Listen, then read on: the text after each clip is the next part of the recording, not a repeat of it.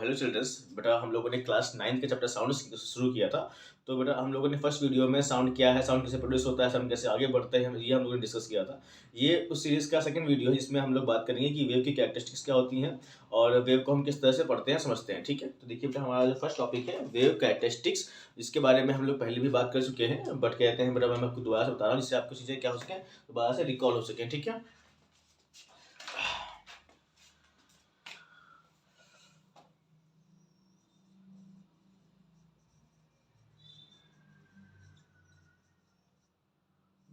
Wave characteristics. ठीक है बेटा, वेव समझने के लिए सबसे पहले बेटा यहाँ पर हम क्या एक वेव बनाएंगे और उस जैसे यहाँ पर हमने यहाँ पर एक वेव बनाया। ठीक है, अब ये जो ये वेव है, ठीक है, ये हमने यहाँ पर एक यूनिफॉर्म वेव बनाना है हमें। ठीक है, यूनिफॉर्म वेव नहीं बनाना है।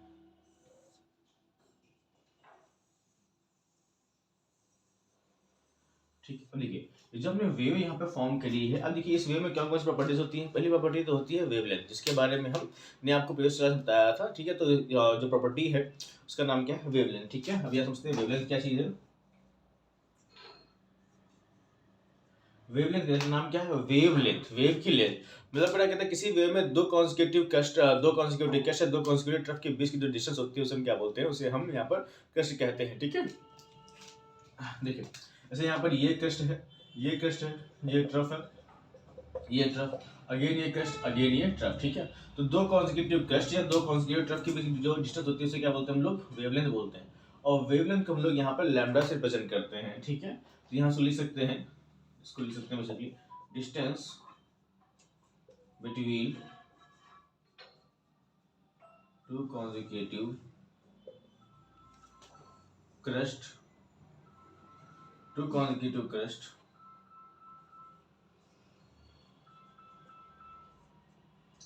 और ट्रफ। ठीक है, या फिर यहाँ पर दो कॉन्सेक्यूटिव कंप्रेशन या रेफ्रेक्शन को भी हम ले सकते हैं यहाँ पर। ठीक है, क्लियर। अब यहाँ पर देखिए बेटा, यहाँ पर जो हम लोग वेवलेंथ को रिप्रेजेंट करते हैं लैम्डा से। लैम्डा एक ग्रीक वर्ड है। ठीक है, we represent the wavelength with the help of lambda. Okay, lambda से रिप्रेजेंट करते हैं, लैम्डा ग्रीक वर्ड है। और देखिए वेवलेंथ क्या, अगर हम बात करते हैं वेवलेंथ की यूनिट के बारे में बात करते हैं, तो वेवलेंथ देखिए, वेवलेंथ बेटा यहाँ पे एक डिस्टेंस का, यहाँ वेवलेंथ से हम क्या हम मेजर कर रहे हैं, डिस्टेंस मेजर कर रहे हैं।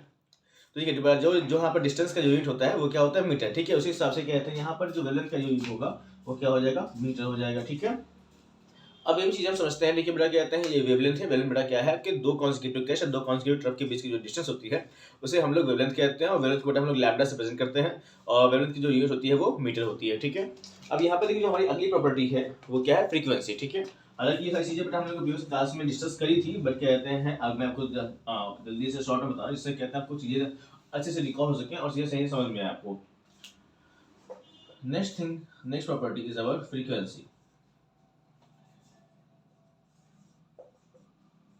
देखिए फ्रीक्वेंसी बेसिकली क्या है, जैसे बेटा हम लोग जैसे हम लोग बेटा डेली कोई काम करते हैं, पहले हमें फ्रीक्वेंसी समझने के लिए हमें समझना पड़ेगा कि ऑसिलेशन क्या होता है। ठीक है, जैसे कोई भी वेव है, जब भी बेटा कोई वेव कहते हैं एक बार क्रस्ट ट्रफ और एक बार क्रस्ट अटेन करती है। When a wave attains one crest one trough and again a crest, okay, this particular period is known as one oscillation. ठीक है, जिस प्रकार बेटा कहते हैं हम लोग, जिस तरह हम लोग सिंपल पेंडुलम में कहते हैं बॉब को कहते हैं एक पोजीशन ले जाते हैं, वहां छोड़ते हैं, तो बॉब बड़ा क्या कहते हैं, पहले बॉब बड़ा बॉब जो है वहां मैक्सिमम पोजीशन से मैक्सिमम पोजीशन आता है, फिर मिनिमम पोजीशन आता है, तो उसे हम बोलते हैं वन ऑसिलेशन। ठीक है, तो बड़ा इसमें क्या है कि मतलब कहते हैं जो वेव है एक बार की मैक्सिमम वैल्यू, मिनिमम वैल्यू, फिर मैक्सिमम वैल्यू अटेन करती है, उसे हम बोलते हैं ऑसिलेशन, वन ऑसिलेशन।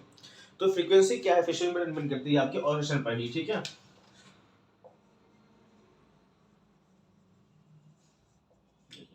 फ्रीक्वेंसी क्या है, number of oscillation in per unit time.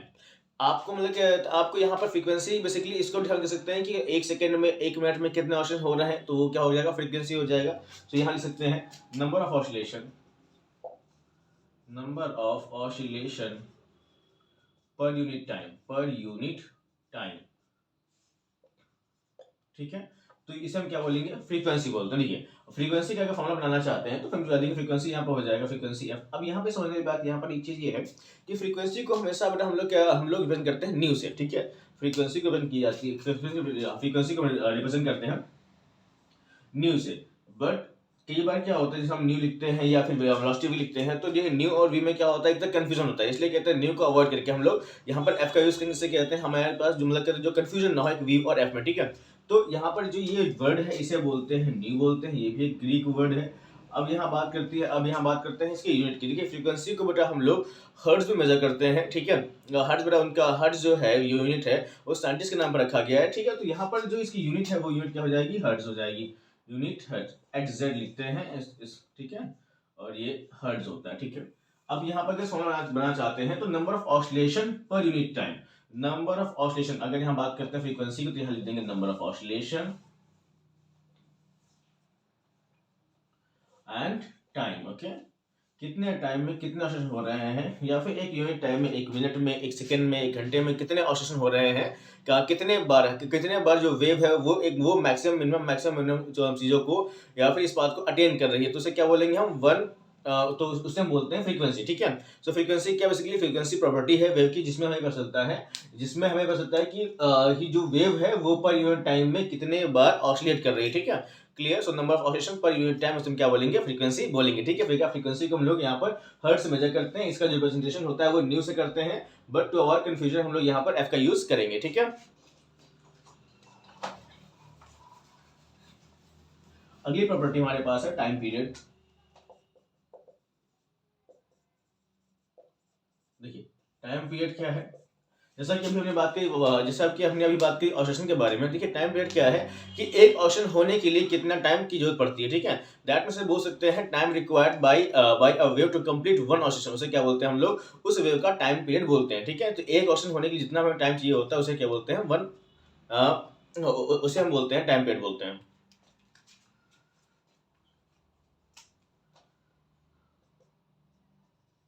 Time required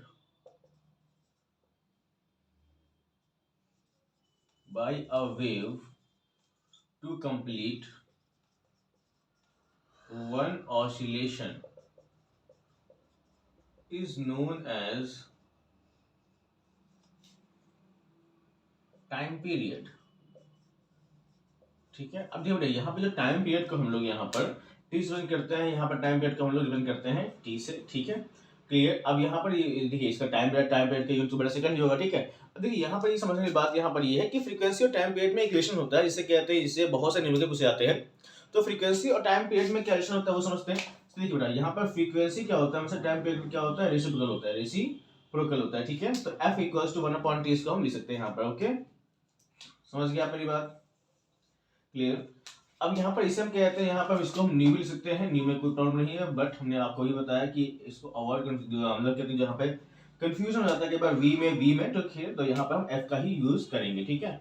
so nu is equals to 1/t या फिर एफ इक्वल्स टू 1/t, ठीक है। तो यहाँ पर फ्रीक्वेंसी और टाइम पीरियड रिलेशन ये होता है कि टाइम पीरियड जो होता है हमेशा फ्रीक्वेंसी का रेसिप्रोकल होता है, ठीक है। अब देखिए हमारी जो नेक्स्ट प्रॉपर्टी है वो क्या है, एम्पलीट्यूड। एम्पलीट्यूड क्या है वो समझते हैं जल्दी से।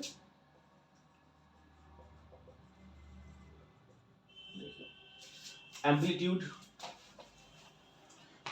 अगेन बेटा देखिए, सपोज हमारे पास यहाँ पर एक वेव है, ठीक है, ये, ठीक है। अब देखिए इस वेव में क्या है, ये एम्पलीट्यूड क्या है, देखिए एम्पलीट्यूड वेव की ऐसी प्रॉपर्टी है जो बताती है कि जो वेव है वो मीन पोजीशन से मैक्सिमम कितना डिस्प्लेस करती है, ठीक है। सो एम्पलीट्यूड क्या, amplitude is the distance which is acquired by a wave from its mean position, ठीक है। कि कोई मतलब इसे हम बोल सकते हैं, प्लस डिफाइन करना चाहे हैं तो द मैक्सिमम डिस्प्लेसमेंट या maximum distance from the mean position is known as amplitude, okay.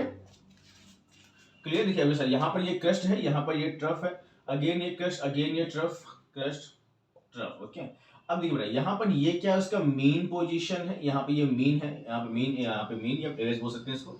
यहाँ पे ये मीन पोजीशन है। अब देखिए यहाँ इस मीन पोजीशन से इस मैक्सिमम जो आपके पास पॉइंट है इसका डिस्टेंस कितना है, ठीक है। इसे बोलते हैं maximum displacement of wave from its mean position is known as its amplitude, okay. देखिए बेटा अब यहाँ पर इस मीन पोजीशन से इस क्रस्ट के बीच जो डिस्टेंस उसे क्या बोलेंगे हम लोग, एम्पलीट्यूड बोलेंगे, ठीक है। अगर इसको डिफाइन करना चाहे the maximum distance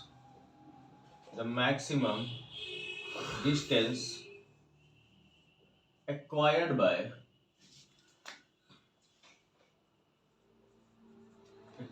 a wave to complete acquired by a wave from its mean position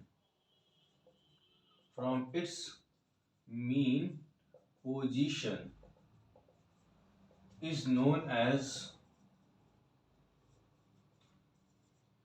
amplitude, उसे क्या बोलते हैं हम लोग, एम्पलीट्यूड कहते हैं, ठीक है, क्लियर। तो यहाँ पर क्या हो गया, मैक्सिमम डिस्टेंस इस मेन पोजीशन से क्या बोलते हैं हम लोग, एम्पलीट्यूड बोलते हैं, क्लियर। अब देखिए यहाँ पर एम्पलीट्यूड फ्रीक्वेंसी का बहुत ही ज्यादा मतलब रिलेशन होगा, कहते हैं जो हम लोग अभी पढ़ेंगे बिहेवियर ऑफ साउंड के बारे में, साउंड किस तरह से बिहेव करता है और साउंड की क्या क्या मतलब कहते हैं बेसिकली प्रॉपर्टीज होती है, हम लोग किस तरह से उनको उस तरह उनको डिफ्रेंशिएट करते हैं, ठीक है।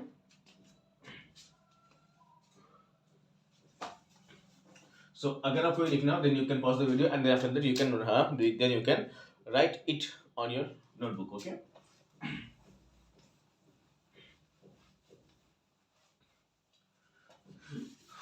अब यहाँ पर हम बात करेंगे पिच के बारे में, ठीक है। अब यहाँ पिच क्या है आपके पास, हम बात करते हैं पिच क्या। जैसे क्या होता है कि कई बार क्या होता है हम लोग बेटा एक ही टाइम मतलब कहते हैं हम लोग कई बार अलग अलग तरह के साउंड सुनते हैं या फिर कोई म्यूजिक सुन रहे हैं, तो उस टाइम में क्या होता है सारी जो आवाज़ें हैं, सारी जो साउंड है हमारे कानों में एक ही टाइम पे आती हैं, बट फिर भी हम लोग उसको डिफ्रेंशिएट कर पाते हैं, ठीक है। तो यहाँ पर क्या कहते हैं, यहाँ पर साउंड की प्रॉपर्टीज़ का यूज़ होता है, मतलब हमारा जो ब्रेन है वो साउंड की प्रॉपर्टीज़ को यूज़ करके मतलब कहते हैं यूज़ करके उस साउंड को डिफ्रेंशिएट करता है हमारे लिए, ठीक है। तो सेम टाइम पे आने वाले साउंड को भी हम डिफ्रेंशिएट कर पाते हैं, हमें पता चल जाता है कि हाँ ये साउंड क्या है, इस ऑब्जेक्ट से निकला हुआ है और ये साउंड मतलब कि दूसरे ऑब्जेक्ट से निकला हुआ है, ठीक है। या फिर हम साउंड को बेसिकली डिफरेंशिएट कर पाते हैं जो कि सेम टाइम पे हमारे कानों में आती है, ठीक है। तो उसका जो यहाँ पर उसकी जो वजह है वो क्या है, यही साउंड की प्रॉपर्टीज हैं जिसके आधार पर हमारा जो ब्रेन है वो उनको इंटरवल है वो उनको डिफरेंशिएट या फिर क्लासीफाई करता है, ठीक है।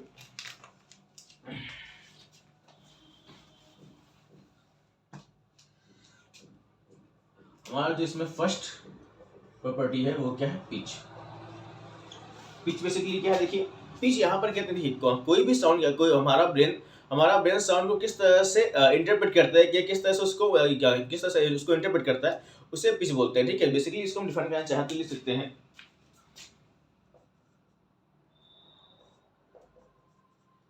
Pitch is the property of sound, pitch is the property of sound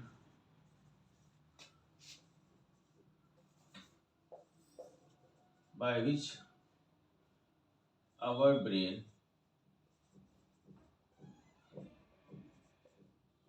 interprets the sound, ठीक है। कि जिसकी वजह से मतलब कहता है हमारे मतलब कहते हैं सफेद एक ऐसा मतलब कैरेक्टरिस्टिक्स है साउंड का, मतलब जिसकी हेल्प से कहते हैं या फिर जो हमारा जो ब्रेन है किस तरह से साउंड को इंटरप्रेट करते हैं या हमें बताता है कि हाँ ये साउंड इस तरह से, ये साउंड इस तरह से, तो उस प्रॉपर्टी को हम क्या बोलते हैं, पिच बोलते हैं। अब देखिए यहाँ पर जो पिच है, पिच का एक बहुत इंपॉर्टेंट रोल है, कहते हैं चीज़ों को साउंड को अलग अलग डिफरेंशिएट करने के लिए। जैसे देखिए पिच का रोल यहाँ पर ये देखिए, जो पिच है बेसिकली ये डिपेंड करती है आपकी फ्रीक्वेंसी पर, ठीक है।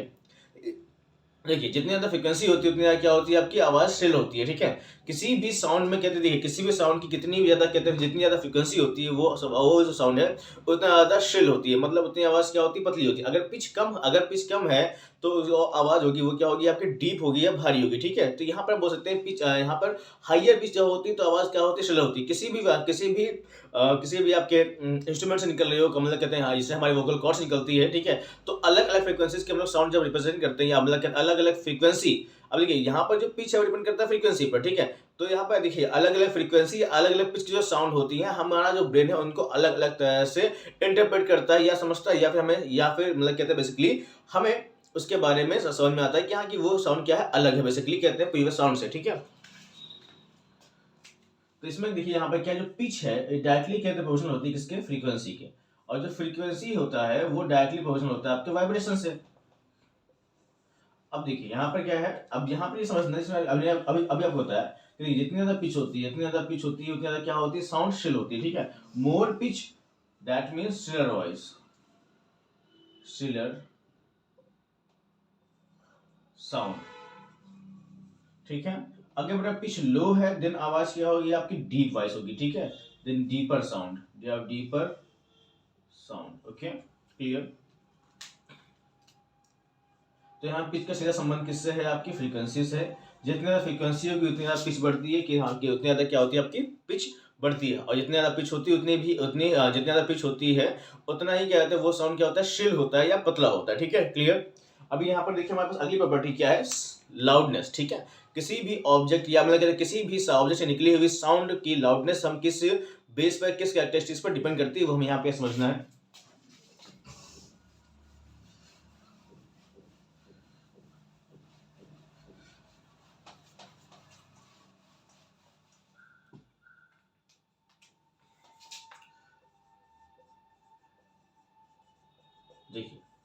लाउडनेस बेसिकली साउंड कितना लाउड है, साउंड कितना धीमा है, उसके बारे में हम यहाँ स्टडी करेंगे कि साउंड के यहाँ पे जो लाउड या धीरे होने की क्या वजह है और ये किन कैरेक्टरिस्टिक्स पर डिपेंड करती है, ठीक है। सो इसे हम डिफाइन कर सकते हैं, intensity of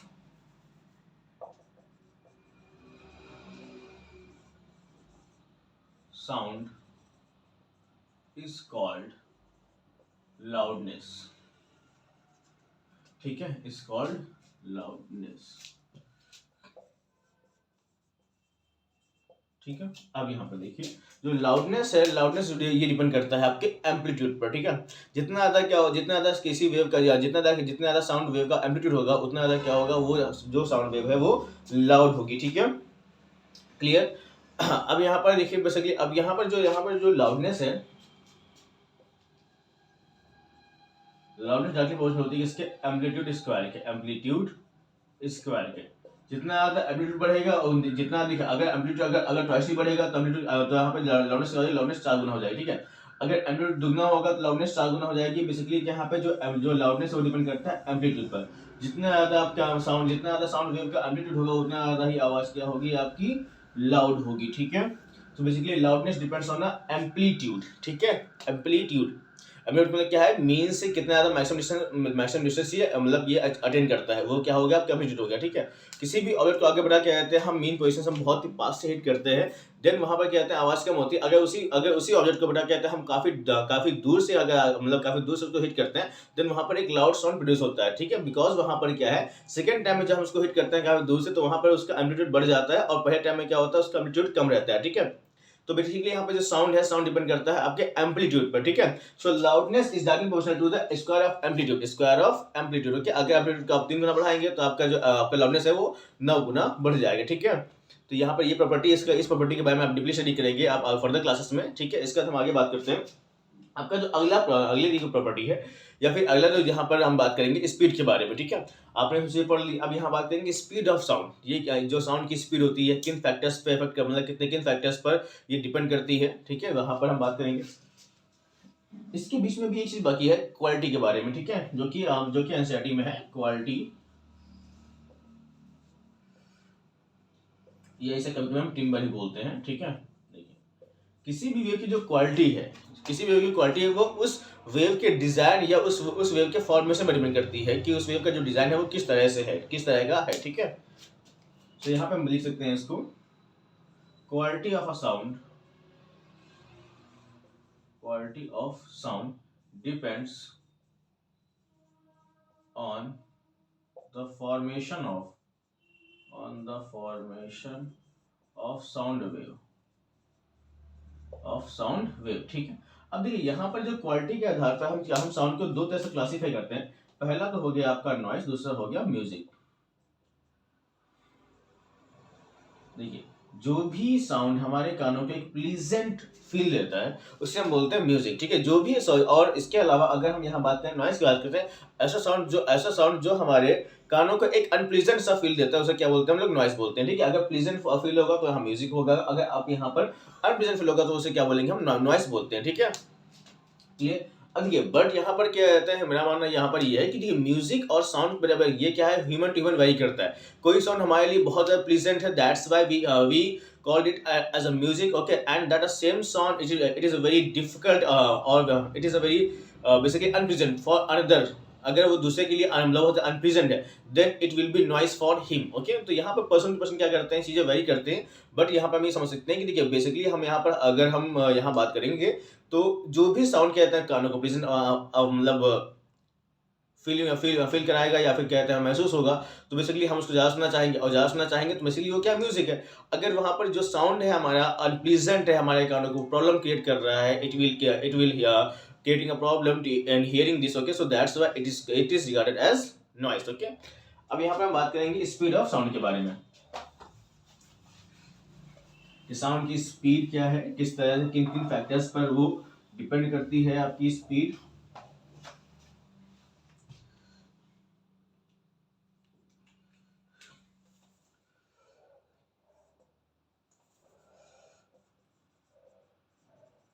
factors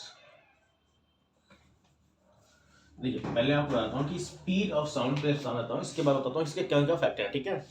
speed of sound, देखिए अब यहाँ पर देखिए अगर हम बात करते हैं स्पीड के बारे में, जैसा हम सभी को पता है स्पीड क्या है। डिस्टेंस, स्पीड हमेशा स्पीड को बेटा हमेशा हम लोग लिखते हैं डिस्टेंस अपॉन टाइम से, मतलब स्पीड जो होता है वो कैसा रेशियो होता है डिस्टेंस और टाइम का, ठीक है। मतलब कितने टाइम में कितनी डिस्टेंस कवर की जा रही है उसे स्पीड बोलते हैं। अगर हम इसको बड़ा कहते हैं यहाँ पर वेव के पर्सपेक्टिव समझे, तो यहाँ पर जैसे वेलोसिटी या फिर क्या कहते हैं स्पीड, स्पीड क्या हो जाएगा आपका x अपॉन टी हो जाएगा। x क्या है बेसिकली यहाँ पर ये डिस्टेंस होता है, x यहाँ पर क्या होगा आपका डिस्टेंस होगा, एंड टी यहाँ पर टाइम का काम करेगा, ठीक है। अगर ये हम बात करते हैं वेव के रिस्पेक्ट में, तो यहाँ पर वेलोसिटी जो होगी आपकी साउंड की वो क्या हो जाएगी lambda upon T, because lambda is a distance of wave, ठीक है। मतलब कि दो केस्ट के बीच डिस्टेंस को कहते हैं यहाँ पर हम लैम्डा लेते हैं, तो यहाँ पर हम क्या कहते हैं यहाँ पर स्पीड जो लेते हैं वो लैम्डा अपॉन टी, मतलब कहते हैं हम उस एक ऑसिलेशन या फिर एक केस्ट से देखिए केस्ट ट्रफ फिर केस्ट, तो उन दो केस्ट के बीच की डिस्टेंस को क्या बोला हमने लैम्डा बोला, ठीक है। तो यहाँ पे देखेंगे कि एक मतलब कहते हैं आपके एक वेवलेंथ में यहाँ पर कितनी यहाँ पर इसकी स्पीड होगी साउंड की, ठीक है। तो यहाँ पे जब बात करेंगे तो वेव की, तो यहाँ पे वेलोसिटी क्या हो जाएगा लैम्डा अपॉन टी हो जाएगा, ठीक है। तो यहाँ पर ये फॉर्मूला इंपॉर्टेंट है बिकॉज इसके रिलेटेड बहुत सारे क्या होते हैं आपके क्वेश्चंस आते हैं, ठीक है। लैम्डा यहाँ पर क्या है, लैम्डा यहाँ पर वेवलेंथ है और यहाँ पर टी यहाँ पर टाइम है, ठीक है। अगर इसी को हम यहाँ पर दूसरी तरह से लिख सकते हैं वेलोसिटी को, velocity equals to lambda into इसको यहाँ लिखते हैं 1/t लिखते हैं, इसको अगर यहाँ पर 1/t लिखते हैं 1/t, ठीक है। तो यहाँ पर क्या हो जाएगा लैम्डा इंटू एफ यहाँ पर ये हो जाएगा क्लियर। तो यहाँ पर ये समझना है, अब यहाँ पर एफ क्या है, एफ आपकी फ्रीक्वेंसी है, ठीक है। तो यहाँ पर 1/t मिल सकते फ्रीक्वेंसी, तो यहाँ पर एक फॉर्मूला हमें और मिल गया वेलोसिटी का, ठीक है। तो ये क्या है लैम्डा इंटू फ्रीक्वेंसी, ठीक है। या फिर इसी को लिख सकते हैं v equals to lambda nu, ठीक है। यहाँ पर ये न्यू है बट हमने बताया था अभी आपको फ्रीक्वेंसी को हम न्यू से भी रिप्रेजेंट करते हैं। यहाँ पर मैं समझा देता हूँ एफ, यहाँ एफ और न्यू, यहाँ पे इसे क्या बोलेंगे हम फ्रीक्वेंसी, ये आपकी फ्रीक्वेंसी है, ठीक है। लैम्डा यहाँ पर क्या आपके पास वेवलेंथ है, एंड v यहाँ पर क्या है स्पीड या velocity of sound, okay clear. Unit same ही रहेगी मीटर पर सेकेंड, ओके। अब यहाँ पर हम बात करेंगे आपकी किन किन फैक्टर्स पर इफेक्ट करते हैं, ये फॉर्मूले बहुत इंपॉर्टेंट, इन्हीं फॉर्मूले के ऊपर बहुत सारे क्वेश्चंस आते हैं, ठीक है। चलिए मैं आपको यहाँ पर ये फॉर्मूले को रिमेंबर रखिएगा बिकॉज इन फॉर्मूले के ऊपर काफी न्यूमेरिकल्स आते हैं। मैं आपको एक एग्जांपल बताता हूँ कि किस तरह से फॉर्मूले काम करते हैं, ठीक है clear. I right one example for you, okay. तो इन फॉर्मूले को ज़्यादा दिमाग में रखिएगा कि बिकॉज इन्हीं फॉर्मूले से कई सारे क्वेश्चंस आते हैं, ठीक है। अगर यहाँ पर मैं एग्जांपल लेता हूँ, ठीक है। तो यहाँ पर example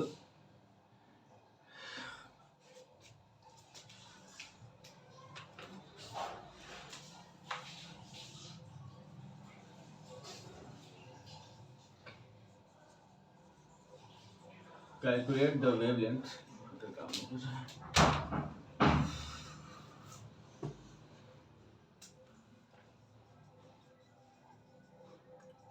calculate the wavelength of a wave whose frequency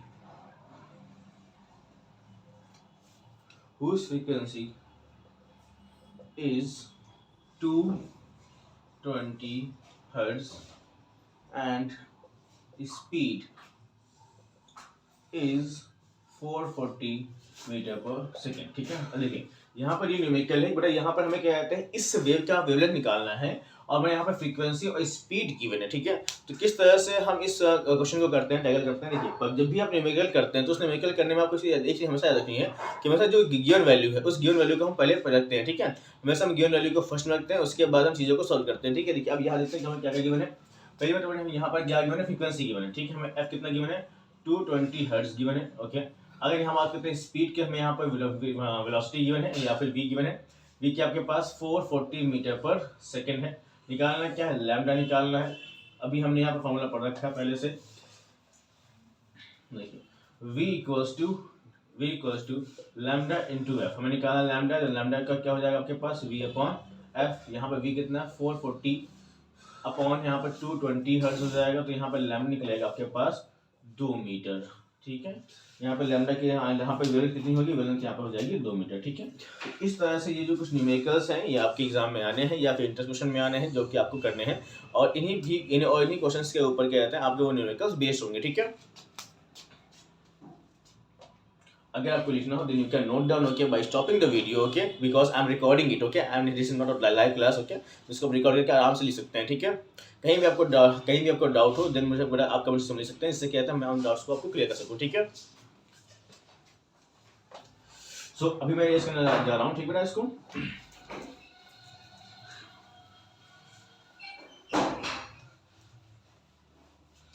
okay.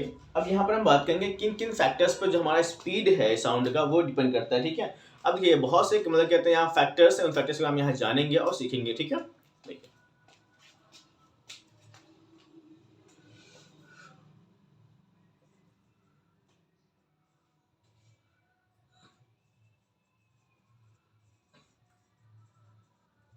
Factors affecting the speed of sound. देखिए जो पहला फैक्टर है, पहला फैक्टर की अगर हम बात करते हैं, यहाँ पहला फैक्टर तो आपका है मीडियम। ठीक है।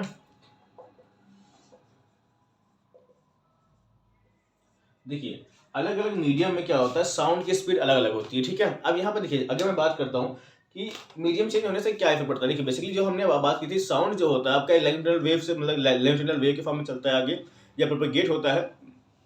अब देखिए लॉन्गिट्यूडनल वेव में क्या होती है आपके कंप्रेशन और डिफ्यूजन होता है। ठीक है। तो अगर यहाँ पे जो साउंड है, अगर यहाँ पे जो साउंड वेव है ये जनरेट होती है आपके सॉलिड में, तो बेटा सॉलिड में क्या होता है पार्टिकल्स बहुत पास में होता है। अगर पार्टिकल्स बहुत पास में होंगे ठीक है, तो यहाँ पर जो वेव है वेव ज़्यादा तेज से चलेगी, बिकॉज में डिस्टर्बेंस जो है वो ज़्यादा तेज से मतलब कहते हैं आगे बढ़ेगा या पास होगा। ठीक है। अगर इसी के एस्पेक्ट हम बात करते हैं लिक्विड में देखिए क्या कहते हैं जो पार्टिकल्स होते हैं they are closer than the particles of a gas but not the particle of solid. ठीक है। मतलब कहते हैं वो उनके पार्टिकल भी कहते हैं पास रहते हैं। ठीक है। तो वहां पर भी कहते हैं वेव तेज चलती है but not as comparison to solid. Okay. अब यहाँ बात करते हैं गैस में जो साउंड की स्पीड सबसे कम होती है बिकॉज वहाँ पार्टिकल्स दूर होते हैं। ठीक है। अगर देखिए पार्टिकल पास होंगे तो डिस्टर्बेंस जल्दी पास होगा, अगर डिस्टर्बेंस जल्दी पास होता है तो इसका मतलब कहते हैं वेव की स्पीड वहां पर बढ़ गई है या फिर वेव की स्पीड वहां पर ज्यादा है। ठीक है। तो अलग अलग मीडियम में क्या होता है यहाँ पे साउंड की स्पीड अलग अलग होती है। ठीक है। तो यहाँ पर देखिए हम बात करेंगे सबसे ज्यादा जो स्पीड होती है साउंड की वो होती है सॉलिड में, उसके बाद फिर होती है लिक्विड में, उसके बाद यहाँ पर होती है गैस में। ठीक है। क्लियर। अब यहाँ पर ये समझने की बात यहाँ पर देखिए अलग अलग मटेरियल में या फिर अलग अलग सब्सटेंसेस में जो है आपको जो स्पीड है साउंड की वो आपके एनसीईआरटी बुक में गिवन है, जो कि आप देख सकते हैं अपने एनसीईआरटी बुक में। ठीक है। Clear. I am not going to write it because वो आपको बड़ा हमेशा याद नहीं होती, इसमें से आपको उसमें आपको एक दो याद करनी पड़ती है, बाकी अगर कोई क्वेश्चन आता है तो वहां पर वो चीज आपको गिवन होती है। ठीक है। देखिए यहाँ पर हम बात करेंगे टेम्परेचर की।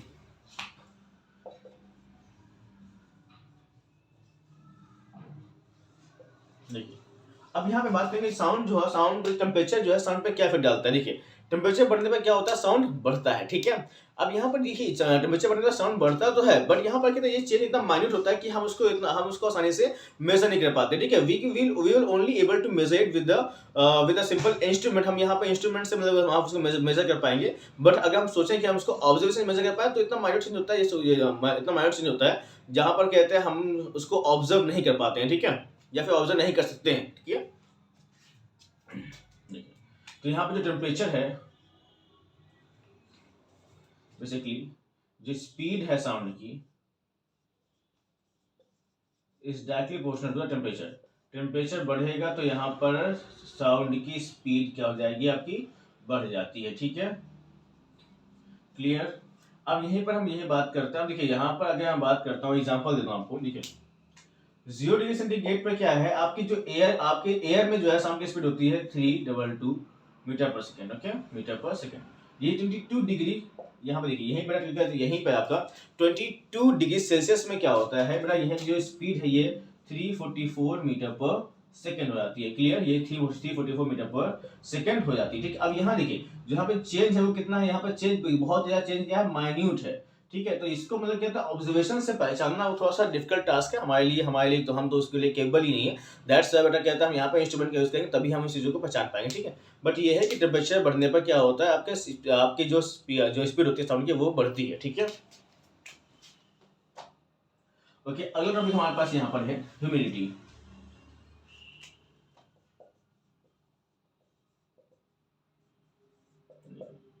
अगर ये बात करते हैं ह्यूमिडिटी से बात करते हैं, तो देखिए ह्यूमिडिटी में क्या है बेसिकली, अब यहाँ पे ह्यूमिडिटी बढ़ने पे क्या है, अब ह्यूमिडिटी मतलब क्या है, नमी है।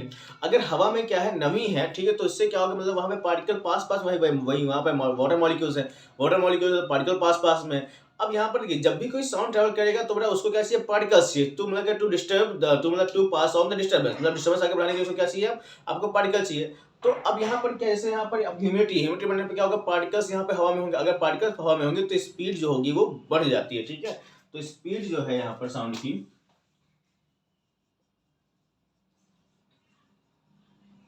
Is directly proportional to humidity, मतलब अगर ह्यूमिडिटी बढ़ जाती है तो आपकी स्पीड जो है साउंड की वो भी बढ़ जाती है, ठीक है, क्लियर। तो बेसिकली देखिए ये कुछ फैक्टर्स थे जिससे कहते हैं साउंड की जो स्पीड है वो प्रभावित होती है, अफेक्ट होती है, क्लियर। तो ये सब चीजें समझिए, मतलब क्या कहते हैं मीडियम में क्या है, टेम्परेचर बढ़ने पर साउंड की स्पीड बढ़ती है, ह्यूमिडिटी बढ़ने पर साउंड की स्पीड बढ़ती है, ठीक है, क्लियर। अब यहाँ पर हम बात करेंगे रिफ्लेक्शन ऑफ साउंड के बारे में, कि अब यहाँ पर देखिए जो साउंड की प्रॉपर्टी है, रिफ्लेक्शन ऑफ साउंड क्या है, इसी के बेस पे कौन कौन से इंस्ट्रूमेंट हम लोग यूज करते हैं और इसका कहता है हमारी डेली लाइफ में क्या क्या यूज होता है, ठीक है।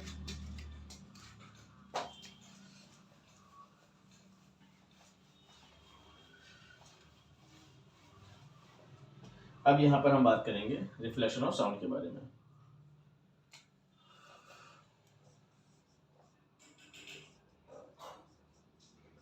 रिफ्लेक्शन ऑफ साउंड,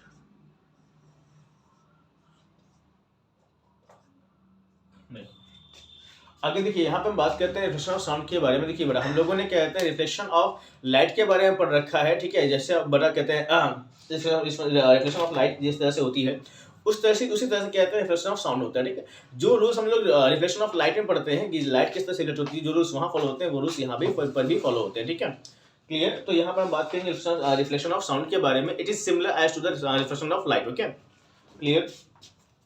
देखिए इसमें देखिए दो रूल होते हैं, पहला रिफ्लेक्शन ऑफ साउंड में पहला रूल, फर्स्ट देखिए इससे सपोज कि यहाँ पर ये एक सरफेस है, ठीक है। इस सरफेस पे कोई भी जो साउंड है वो आके साउंड यहाँ पर आती है और यहाँ पर इस पे क्या करती है बेटा, इस सरफेस पे हिट करती है, ठीक है। आफ्टर हिटिंग द साउंड बेटा यहाँ पर जब हिट होगी तो यहाँ पे जो साउंड होगी वो बेटा दोबारा से मीडियम में क्या हो जाएगी, वो वापस जाएगी, ठीक है, क्लियर। अगर यहाँ पर क्या है, यहाँ पर जो पॉइंट ऑफ इंसिडेंस, यहाँ से अगर हम एक इमेजिनरी 90 डिग्री लाइन खींचते हैं, इसे हम बोलते हैं पॉइंट ऑफ इंसिडेंस। जहां पर ये साउंड वेव है ये आके हिट करती है, ठीक है। ये हो गया आपका पॉइंट ऑफ इंसिडेंस, ठीक है। यहां पर जो वेव आ रही है ये हो गया आपका इंसिडेंट रे,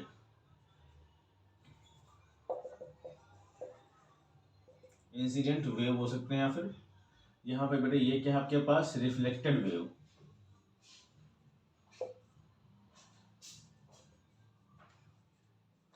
ठीक है। अब देखिए यहाँ पर देखिए बेसिकली यहाँ पर क्या एक यहाँ पे साउंड जो है साउंड वेव फॉर्म में मतलब आई, और यहाँ पे एक सरफेस पे लगाकर यहाँ पर ये इफेक्ट होगी, ठीक है। तो यहाँ पर जो साउंड रिफ्लेक्शन ये कहता है हमारे पास, ये पहला तो हमारे पास यहाँ पर ये कहता है कि जो जो आपके जो रिफ्लेक्टेड वेव है, यहाँ पे जो आपकी रिफ्लेक्टेड वेव है, आपके जो यहाँ पर रिफ्लेक्टेड वेव है और इंसिडेंट वेव है और आपको पॉइंट ऑफ इंसिडेंस, ये क्या है बड़ा, ये तीनों आपके पास एक ही प्लेन होना चाहिए, ठीक है। इसमें क्या आपके पास incident ray and reflected ray, incident ray, reflected ray and normal are या should be in same plane, ठीक है। एक ही प्लेन में क्या कहते हैं, यहाँ incident ray, reflected ray, point of incidence and normal यहाँ पे ये होना चाहिए, ठीक है।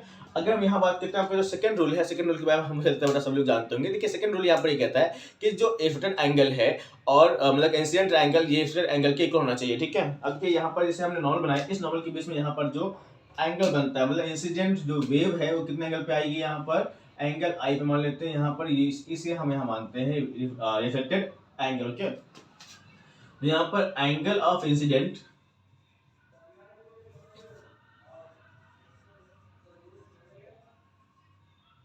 Incidence equals to angle of reflected, angle of reflection या फिर रिफ्लेक्टेड वेव, रिफ्लेक्शन। इसको शॉर्ट में लिखते हैं, angle I equals to angle R, ठीक है। Angle I equals to angle R, okay clear. तो यहाँ पे देखिए दो रूल हो गए आपके रिफ्लेक्शन के, इन्हीं के बेस पे क्या कहते हैं, बहुत सी क्या कहते हैं जो फिनोमेना होता है या बहुत सी इंस्ट्रूमेंट हम यूज करते हैं, ठीक है क्लियर। अगर लिखना हो तो लिख सकते हैं, बट हालांकि कहता है ये जो सेम है रिफ्लेक्शन ऑफ लाइट से, ठीक है clear.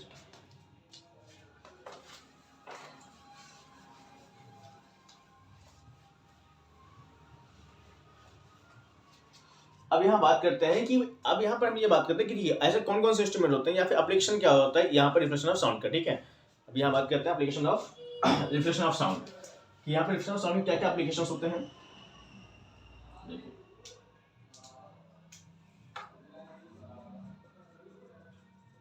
Application of reflection of sound, ठीक है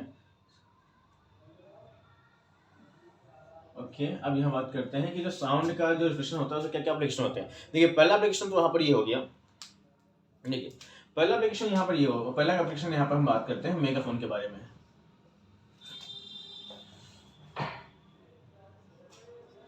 loud speakers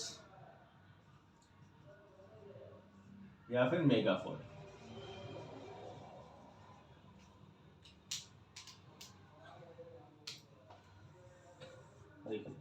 loud speaker and megaphone की हम बात करें, देखिए यहाँ पर ये ऐसे डिवाइसेस हैं, देखिए जैसे अभी मैं आपसे बात कर रहा हूँ या फिर अभी मैं आपको पढ़ रहा हूँ, ठीक है। जैसे अभी मैं बोल रहा हूँ तो देखिए मेरी आवाज़ जो है चारों तरफ जा रही है। अगर मुझे किसी पर्टिकुलर आवाज़ तक मतलब पर्टिकुलर पर्सन तक आवाज़ पहुँचानी है तो हम लोग वहाँ पे क्या करते हैं, अपने मुंह को ऐसे बंद कर लेते हैं, जिसमें क्या होता है हम जो साउंड को मतलब क्या कहते हैं एक ही डायरेक्शन में क्या करते हैं आगे प्रोपेगेट कराते हैं, आगे भेजते हैं, ठीक है। तो मेगाफोन या फिर लाउड स्पीकर मतलब मेगाफोन क्या करते हैं, मेगाफोन बेटा यहाँ पर साउंड को एक ही डायरेक्शन में भेजने का काम करते हैं, ठीक है।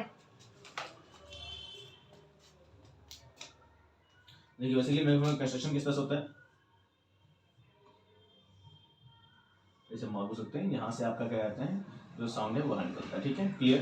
तो यहाँ पे क्या है, यहाँ पर जो यहाँ ये मेगाफोन है ये आपके आवाज़ को या फिर साउंड क्या करता है, कंसंट्रेट करता है किसी एक जगह तक पहुँचाने के लिए, ठीक है। मतलब इससे आप एक जगह तक साउंड पहुँचा सकते हैं, ठीक है क्लियर। इससे आवाज़ क्या कहता है आपकी स्कैटर नहीं होती है, ओके।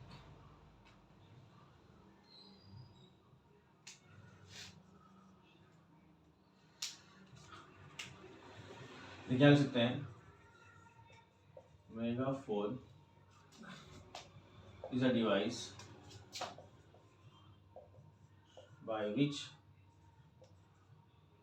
we concentrate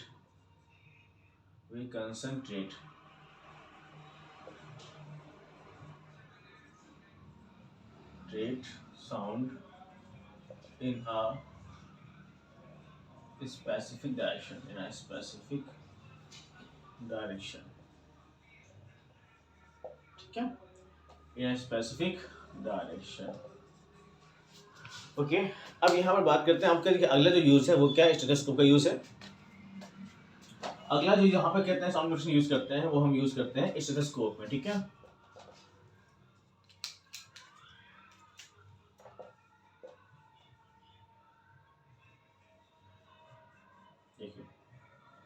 स्टेथोस्कोप में क्या होता है, देखिए बेटा स्टेथोस्कोप कैसे बहुत मतलब कहते हैं स्टेथोस्कोप बेटा क्या कहते हैं डॉक्टर्स के थ्रू यूज किया जाता है। अब देखिए स्टेथोस्कोप में क्या होगा, बेसिकली क्या कहते हैं यहाँ पर स्टेथोस्कोप में क्या कहते हैं, यहाँ पर जो भी क्या कहते हैं वहाँ पर जो आपका जो बेस होता है, मतलब बेस जैसे हम मेरा बेस मतलब कहते हैं किसी भी बॉडी पार्ट में लगाते हैं तो वहाँ पे क्या वाइब्रेशन होता है, ठीक है।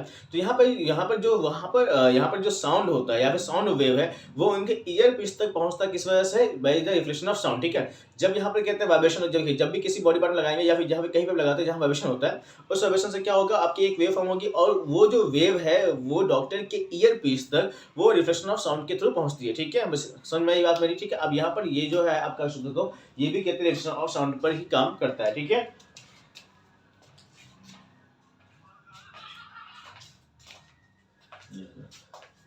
Stethoscope uses multiple reflections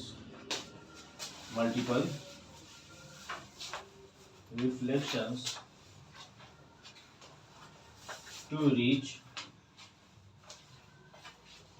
the doctor's earpiece, ठीक है, क्लियर। अब यहाँ बात करें कि आपका जो अगला यहाँ पर जो यूज है साउंड का, वो क्या है, साउंड बोर्ड, ठीक है। अब यहाँ पर साउंड बोर्ड के बारे में आपको समझाता हूँ डिटेल से, ठीक है। साउंड बोर्ड में क्या बेसिकली, जैसे कि हम लोग अलग अलग मतलब कहते हैं ऑडिटोरियम में जाते हैं, बड़े बड़े हॉल्स में जाते हैं, ठीक है। वहाँ पर क्या, जैसे कोई भी स्पीकर कहते हैं बहुत ही मतलब कहते हैं यहाँ पे लाउड स्पीकर के हिसाब से बोलता है, उससे क्या होता है, बहुत ज़्यादा आपका जो साउंड निकलता है वो आपके कहते हैं सीलिंग से या फिर दीवार से टकरा के मतलब कहते हैं वहाँ पे गूंजता है, वहाँ पे क्या करता है, गूंजता है। इसका देखिए यूज भी मतलब कहते हैं इसका काफ़ी ज़्यादा, मतलब यहाँ पे जो रिफ्लेक्शन साउंड का यूज मतलब कहते हैं यूज करके हम लोग ऑडियंस तक आवाज़ को प्रॉपरली पहुँचाते हैं, ठीक है।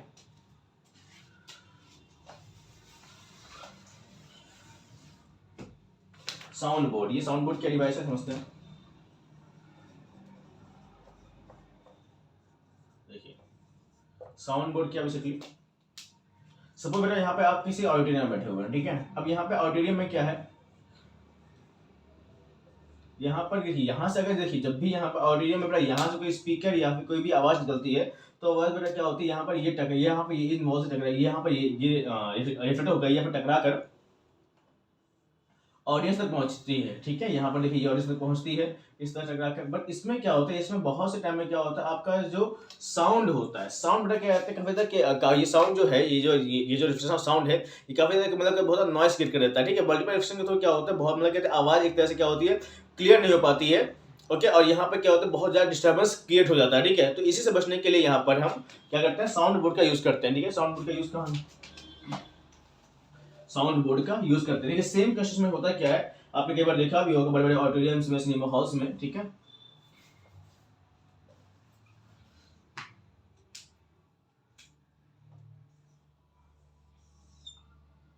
अब देखिए अब यहाँ पर क्या फिर से साउंड मतलब कहते हैं आपको साउंड प्रोड्यूस होगा। अब यहाँ पर देखिए इसमें क्या करेंगे, इसमें एक स्पेशल कंस्ट्रक्शन ये करेंगे कि यहाँ पे क्या करेंगे, इसको थोड़ा सा हम इस तरह से बढ़ाएंगे, ठीक है। देखिए जब जैसे क्या कहता है, यहाँ पर एक तरह से हम बोर्ड का टाइप का स्ट्रक्चर करते हैं, जिससे क्या होता है, जो साउंड होता है, साउंड रिफ्लेक्ट तो होता है, बट एक स्पेसिफिक डायरेक्शन में क्या होता है, उसका रिफ्लेक्शन होता है, ठीक है। साउंड का जो रिफ्लेक्शन होगा वो एक स्पेसिफिक डायरेक्शन में होगा, ठीक है। बट यहाँ पर क्या है, यहाँ पर स्पेसिफाइड कोई डायरेक्शन नहीं था, साउंड रिफ्लेक्ट तो होता, बट एक मतलब क्या कहते हैं यहाँ पर अनस्पेसिफाइड था। यहाँ पर क्या है, यहाँ पर जो साउंड का रिफ्लेक्शन होगा वो एक स्पेसिफिक डायरेक्शन में, वो एक स्पेसिफिक डायरेक्शन में होगा, ठीक है। देखिए यहाँ पर क्या है बेटा, यहाँ से देखिए साउंड आपकी प्रोड्यूस होगी, ठीक है। अब यहाँ देखिए प्रॉपर्ली ये कहाँ पर तक पहुंचेगी आपके पास, ये यहाँ पर ऑडियंस तक पहुंचती है, ठीक है, क्लियर। तो इससे क्या है, यहाँ पर जो टारगेट है, यहाँ पे ऑडियंस तक आवाज क्लियर पहुंचती है। यहाँ पर कहते हैं, यहाँ पर जो साउंड एनर्जी उसका वेस्ट नहीं होता, यहाँ पर साउंड एनर्जी का काफी वेस्ट होता है, ठीक है। यहाँ पर स्पेसिफाइड डायरेक्शन, यहाँ पर स्पेसिफिक डायरेक्शन में पहुंचती है आवाजें, यहाँ पर क्या एक अनस्पेसिफाइड डायरेक्शन में आवाजें पहुंचती है, ठीक है। तो यहाँ पर ये बेसिकली क्या है, यहाँ पर ये आपका साउंड बोर्ड है, it is a board like structure. अब यहाँ पर ये डिपेंड करता है, ये डिपेंड करता है उस बिल्डिंग में कहते हैं उसको कैसे बनाया गया, उसे मतलब कहते हैं पीओपी से बनाया गया या फिर कहते हैं उसको लकड़ी से बनाया गया, ठीक है। बट यहाँ पर ये स्ट्रक्चर यूज करते हैं to reach to the exact audience to the specific direction. यहाँ पर साउंड का रिफ्लेक्शन जो होता है वो स्पेसिफिक डायरेक्शन में होता है, ठीक है।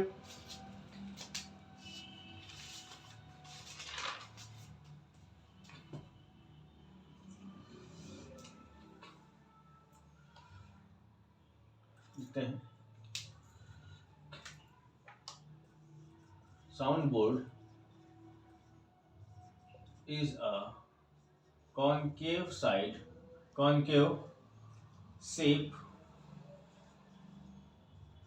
shape board by which the reflection of sound, the reflection of sound, the reflection of sound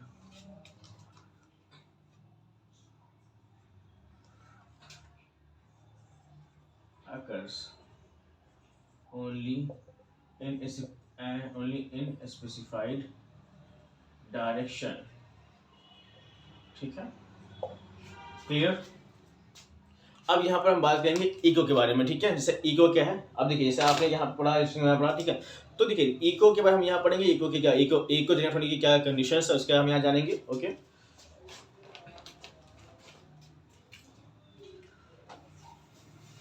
अगर नोट करना हो बेटा तो आप यहाँ पे वीडियो को पॉज करके इसको नोट कर सकते हैं। ठीक है,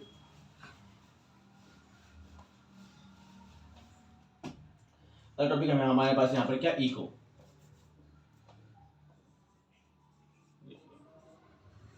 इको क्या है, देखिए रिफ्लेक्शन ऑफ साउंड के बाद देखिए that means echo basically generate with the by the reflection of sound. ठीक है, देखिए अब यहाँ पर क्या, जब भी साउंड क्या रिफ्लेक्ट होकर हमारे पास आता है या फिर हम सुन पाते हैं उसे हम बोलते हैं इको बोलते हैं। ठीक है, दैट क्लियर। ओके, तो यहाँ पे इसको डिफाइन करना चाहते हैं। ठीक है, तो यहाँ पे लिख सकते हैं देखिए repetition of sound okay due to the reflection. ठीक है, जब साउंड के बाद रिपीट होता है रिफ्लेक्शन के थ्रू। ठीक है,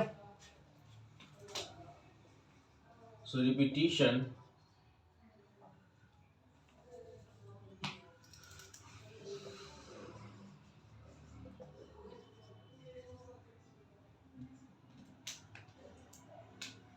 of sound due to reflection of sound। ठीक है, ठीक है, जब बड़ा क्या होता है, जब साउंड रिपीट होता है। ठीक है, जब साउंड क्या होता है, रिपीट होता है रिफ्लेक्शन की वजह से, तो उससे हम क्या बोलते हैं, वहां पर कहते हैं आपको इको सुनाई देती है, repetition of sound. Okay, clear.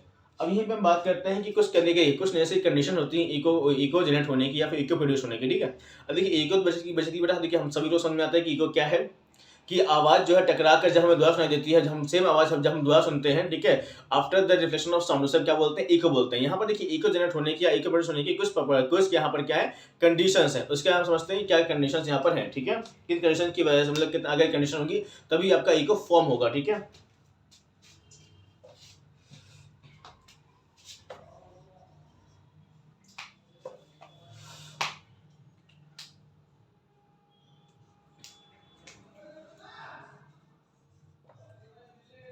conditions required to hear echo।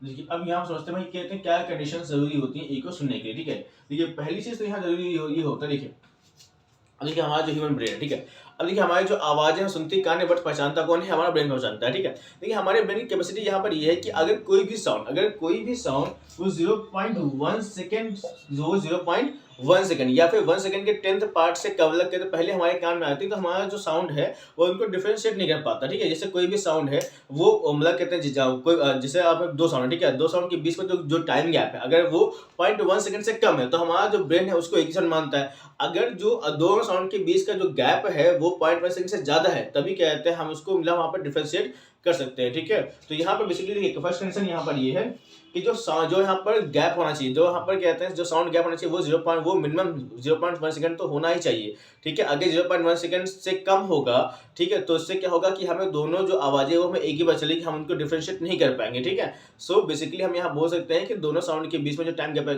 वो 0.1 से ज्यादा होना चाहिए। ठीक है,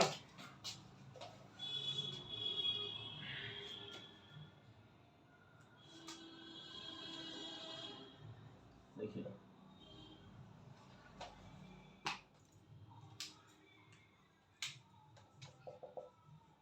time gap should be time gap between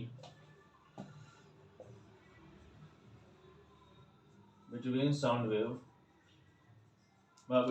waves should be more than 0.1 second. ठीक है, ठीक है, देखिए पहली कंडीशन तो ये हो गई। अब यहाँ बात करते हैं हम सेकंड कंडीशन के बारे में। सेकंड कंडीशन यहाँ पे कहती है कि इको मिलने के लिए कि देखिए यहाँ पर जो सोर्स ऑफ मतलब साउंड है, ठीक है, साउंड के सोर्स और यहाँ पर जो रिफ्लेक्शन यहाँ पर जो रिफ्लेक्शन सरफेस है, ठीक है, साउंड के सोर्स और रिफ्लेक्शन के सरफेस के बीच की जो मिनिमम डिस्टेंस होनी चाहिए वो 17.2 मीटर होनी चाहिए, ठीक है। मतलब जैसे जहाँ पर साउंड प्रोड्यूस हो रहा है, जहाँ से टकरा के वापस आएगा, उसके बीच की डिस्टेंस होनी चाहिए वो मिनिमम 17.2 मीटर होनी चाहिए, ठीक है। क्लियर, समझे आप मेरी बात? आगे यहाँ पर इसको लिख सकते हैं, डिफरेंशिएट कर सकते हैं, distance between source of sound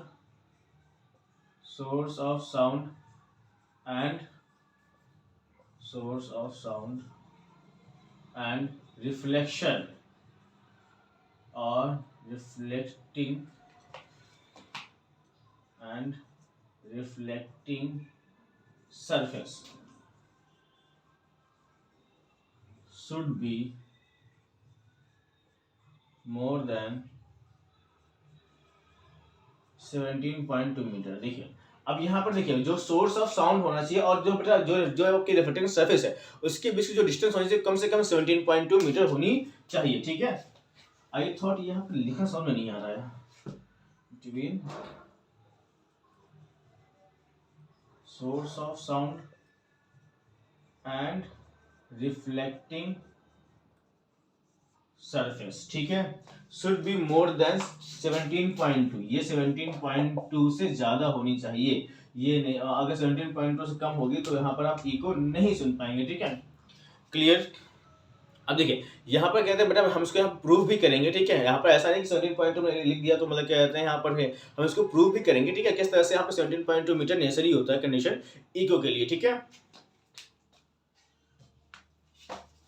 तो इसको अगर बड़ा अब लिखना चाहता हूँ इसको आप आराम से लिख सकते हैं, ठीक है। डिवाइस स्टॉप मतलब कहते हैं स्टॉप वीडियो को स्टॉप करके हम लिख सकते हैं प्रॉपर्ली इसको। कहीं कोई प्रॉब्लम है, कोई सजेशन है, देन आप मुझे सजेशन कर सकते हैं या फिर मुझे बता सकते हैं, जिससे क्या कहते हैं हम इस चीज़ के बारे में आगे सोच सकें, डिस्कस कर सकें, ठीक है। क्लियर। अब देखिए यहाँ बात करते हैं कि किस तरह से, जैसे हमने बताया कि भाई जो सोर्स ऑफ साउंड है और जो रिफ्लेक्टिंग सरफेस उसके बीच की डिस्टेंस वो कम से कम 17.2 मीटर होनी चाहिए, ठीक है। उसका प्रूफ देखते हैं हम कैसे किस तरह से समझते हैं इसको, ठीक है। सपोज बेटा यहाँ पर क्या कहते हैं, यहाँ पर एक ह्यूमन है, ठीक है। क्लियर। अब पहाड़ी पे है, वो चिल्ला रहा है, ठीक है। अब यहाँ पर सपोज कीजिए यहाँ पर कोई बड़ा माउंटेन है, ठीक है। यहाँ पर क्या है, कोई माउंटेन, ठीक है। अब यहाँ से देखिए सपोज कि यहाँ से उसने चिल्लाया, यहाँ से उसने क्या कहता है साउंड प्रोड्यूस करी जो टकरा के उसको इको सुनाई दी, ठीक है। अब यहाँ सपोज कि इस डिस्टेंस क्या मानते हैं, एक्स मानते हैं, ठीक है। क्लियर। अब देखिए जो टोटल डिस्टेंस है, टोटल जो डिस्टेंस है जो कवर करेगी वो साउंड वो कितना कवर करेगी बेटा, एक बार जाएगी एक बार आएगी। टोटल डिस्टेंस कितना हो जाएगा आपके पास यहाँ पर, टोटल डिस्टेंस हो जाएगा आपके पास यहाँ पर x plus x, that means 2x, okay. अब यहाँ पर अगर समझेंगे इसको टाइम पीरियड कितना टाइम पे लगता, कितना टाइम इसको लगता है, मिनिमम टाइम रिक्वायर्ड क्या है, minimum time to hear echo, बेटा वो क्या आपके पास 0.1 सेकेंड है, ठीक है। क्लियर। अब यहाँ पे देखिए जो स्पीड होती है आपकी साउंड की, ठीक है, एयर में वो कितनी होगी यहाँ पर,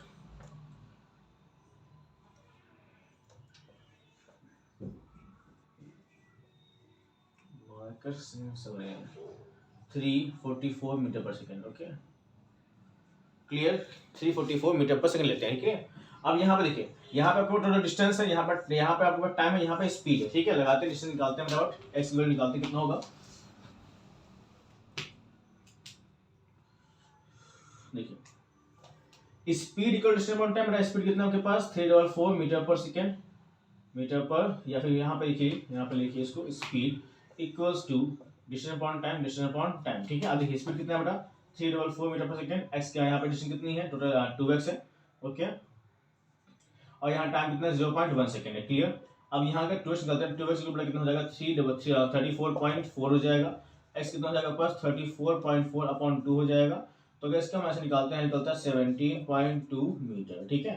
तो देखिए मतलब जो मिनिमम डिस्टेंस होनी चाहिए इको सुनने के लिए वो 17.2 मीटर होनी चाहिए। अगर इससे कम है तो आप वहाँ पर इको नहीं सुन पाएंगे, वहाँ पर इको फॉर्मेशन नहीं होगा, ठीक है। मतलब आप रिपीट साउंड नहीं सुन पाएंगे, ठीक है। क्लियर। अब यहीं पर हम आगे बात करते हैं रिवर्बरेशन क्या होता है, ठीक है। रिवर्बरेशन क्या होता है और रिवर्बरेशन देखिए जो रिवर्बरेशन है यहाँ पर क्या होता है, जैसे कोई भी साउंड प्रोड्यूस होती है तो उस साउंड के प्रोड्यूस होने से क्या होता है जो मल्टीपल आपके क्या होते हैं रिफ्लेक्शन होते हैं, ठीक है, उसे क्या बोलते हैं हम लोग रिवर्बरेशन बोलते हैं, ठीक है। तो reverberation is the property of sound which is created by और basically क्या कहते हैं which denotes the multiple reflection of sound, ठीक है। जब साउंड का जब मल्टीपल रिफ्लेक्शन होता है तो उसे हम क्या बोलते हैं, वहां पर रिवर्बरेशन बोलते हैं, ठीक है।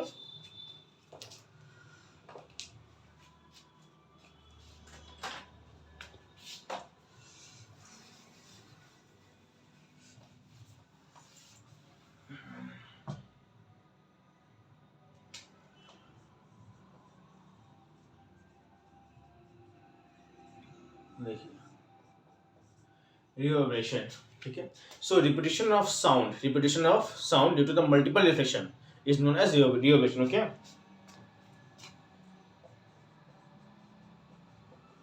Repetition of sound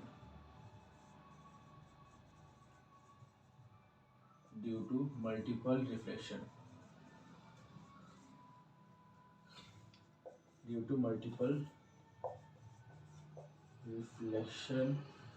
of sound is known as reverberation। उसे हम क्या बोलते हैं, उसे हम यहाँ पर रिवर्बरेशन कहते हैं,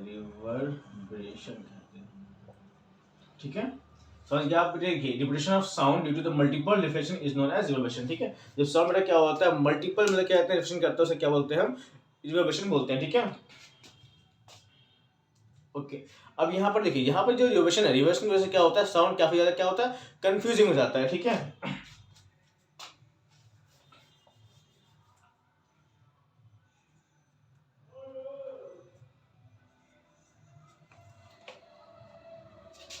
by which sound becomes confusing,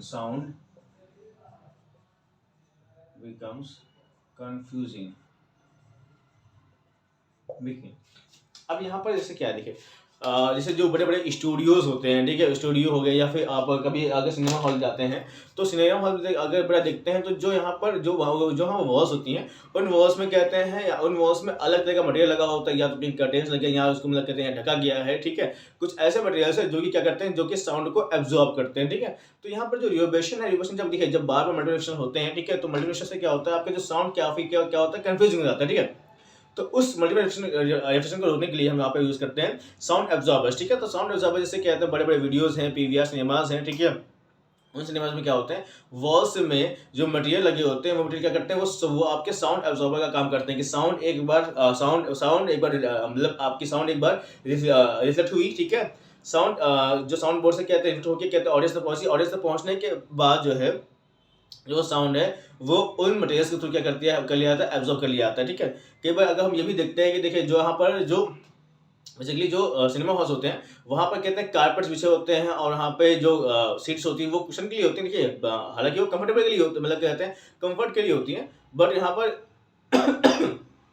यहाँ पर उन साउंड, वहाँ पर जो साउंड है, ठीक है, तो वो वहाँ पर जो सीट्स हैं, यहाँ पे छोटे कुशन जो है, सीट का जो कुशन है या कारपेट है, या फिर कहते हैं वॉल्स पे जो लगे हुए मटेरियल्स हैं, ठीक है, तो वो सब क्या करते हैं, वो वहाँ पर साउंड एब्जॉर्बर काम करते हैं, जिससे वहाँ पर रिवर्बरेशन क्रिएट ना हो, ठीक है। क्लियर? कई बार हम लोग क्या करते हैं, साउंड जैसे हम लोग अपने घरों पे पर्दे लगाते हैं या फिर कोई चीज करते हैं, तो पर्दे लगाने का भी रीजन यहाँ पर ये है कि जो पर्दा है ये क्या करता है, ये हमारे साउंड को एब्जॉर्ब करता है, ठीक है। वैसे यहाँ पे ठीक है, साउंड को एब्जॉर्ब करता है, तो इसीलिए कहते हैं साउंड रिवर्बरेशन से क्या होता है कि बहुत जो साउंड क्या होता है, बहुत ज्यादा कंफ्यूजिंग हो जाता है, ठीक है। तो उस कंफ्यूजिंग तो रोकने के लिए हम यहाँ पर साउंड एब्जॉर्बर्स का यूज करते हैं अलग अलग ऑफिस में, ठीक है, सिनेमा हॉल्स में, ठीक है, जहाँ पर साउंड काफी ज्यादा प्रोड्यूस होता है, तो वहाँ पर रिवर्बरेशन को यूज करने के लिए वहाँ पर साउंड एब्जॉर्बर का यूज किया जाता है, ठीक है। जैसे क्या सिंपल तरीका कि यहाँ पर क्या है, आपने अपने कर्टेन्स लगा दिए, पर्दे लगा दिए, ठीक है, या फिर बेटा क्या कहते हैं आपने वॉल्स को इस तरह से ढक दिया, ठीक है, तो या फिर कारपेट बिछा दिया, ठीक है। अगर कमरा खाली होता है काफी सारा रिवर्बरेशन होता है, ठीक है। अगर कमरा भरा होता है तो वहाँ पर जहाँ पे जो ऑब्जेक्ट होते हैं वो ऑब्जेक्ट क्या करते हैं, साउंड को एब्जॉर्ब करते हैं, इसलिए आपकी जो आवाज वहाँ पर उतना ज्यादा रिवर्बरेशन क्रिएट नहीं होता, ठीक है। तो रिवर्बरेशन क्या है, reverberation basically it is the property of sound which is produced or which tells us about the multiple reflections of sound, okay, clear. जिससे क्या साउंड आपका कंफ्यूजिंग हो जाता है, इसको दूर करने के लिए हम लोग साउंड एब्जॉर्बर्स का यूज करते हैं, ठीक है। अब यहाँ बात करेंगे, ठीक है, साउंड के बारे में, साउंड की क्या क्या रेंजेस हैं उनके हम बात करेंगे, ठीक है।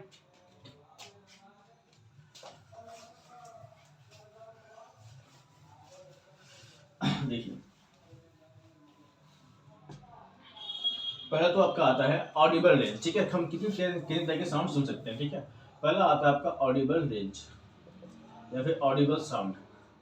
देखिए ऑडिबल साउंड क्या देखिए, जैसे क्या है एक ह्यूमन की जो कैपेसिटी होती है वो 20 हर्ट्ज से लेकर 20,000 हर्ट्ज तक की साउंड को सुनने की होती है। बट जो बच्चे होते हैं, डॉग्स होते हैं, वो कम से कम वो 25,000 हर्ट्ज तक की सुन पाते हैं, ठीक है। बट अगर हम ऑन एन एवरेज मानते हैं कि जो एडल्ट होता है, एडल्ट की कैपेसिटी होती है कि 20 हर्ट्ज से लेकर 20,000 हर्ट्ज तक की साउंड वो सुन सकता है, ठीक है। तो यहाँ पर जो ऑडिबल रेंज है या फिर ऑडिबल साउंड है, उसकी जो रेंज होनी चाहिए या उस साउंड की जो फ्रीक्वेंसी रेंज होनी चाहिए वो 20 हर्ट्ज से लेकर 20,000 हर्ट्ज तक की जो साउंड है वो सुन सकता है। 20,000 हर्ट्ज तक की साउंड को सुन सकता है, ठीक है। हालांकि बच्चे 25,000 तक सुन सकते हैं, बट ऑन एन एवरेज हम ये मानते हैं कि 20 हर्ट्ज से लेकर 20,000 हर्ट्ज तक की जो साउंड है वो ह्यूमंस सुन सकते हैं, ठीक है।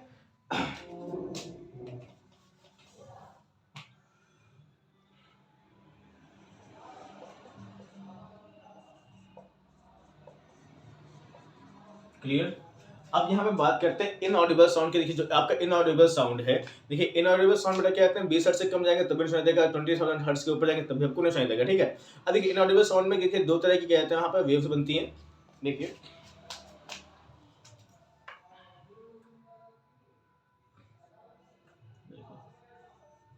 इनऑडिबल साउंड,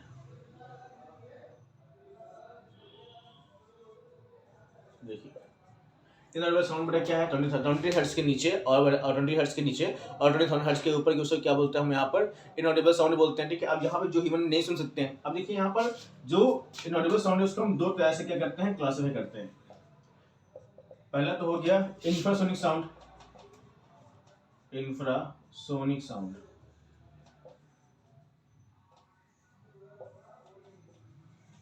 दूसरा आपका हो गया अल्ट्रासोनिक साउंड।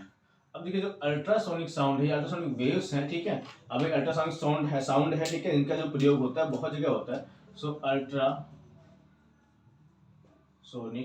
साउंड वेव्स या फिर वेव्स, ठीक है। देखिए इंफ्रासोनिक साउंड और अल्ट्रासाउंड, ठीक है। अब देखिए इंफ्रासोनिक साउंड जो होता है ये क्या होते हैं, 20 हर्ट्ज से क्या होते हैं, कम होते हैं,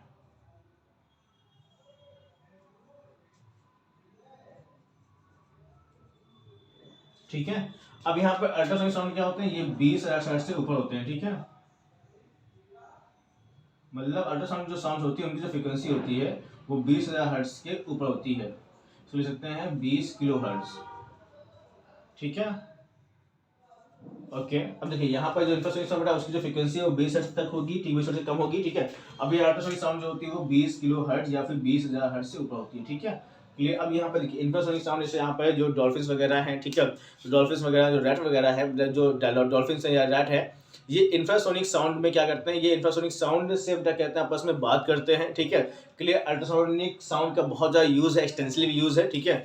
उसके बारे में हम यहाँ जानते हैं।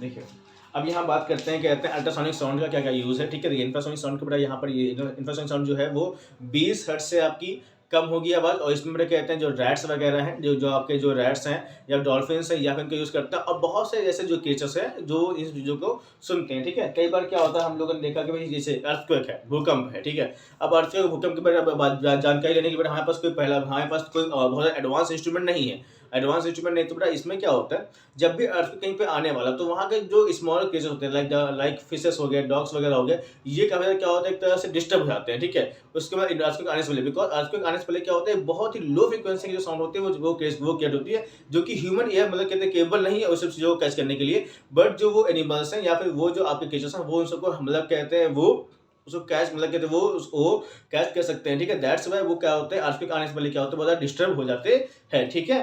क्लियर। देखिए अल्ट्रासाउंड के बाद बेटा यहाँ पे ये समझना है हमें यहाँ पर एक चीज और समझनी है, सुपरसोनिक स्पीड ये क्या होती है, सुपरसोनिक स्पीड सुनते बहुत है सुपरसोनिक स्पीड, और ये होती है क्या, इसको डिफाइन कैसे करते हैं समझते हैं।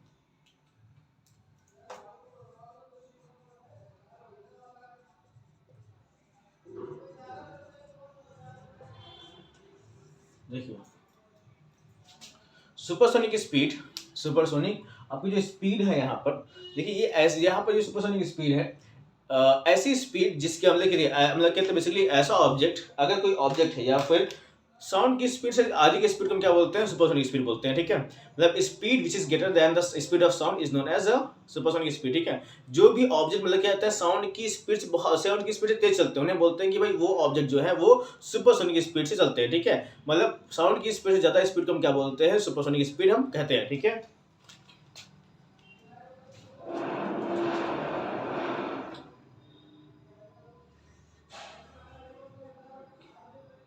हम बोलते हैं speed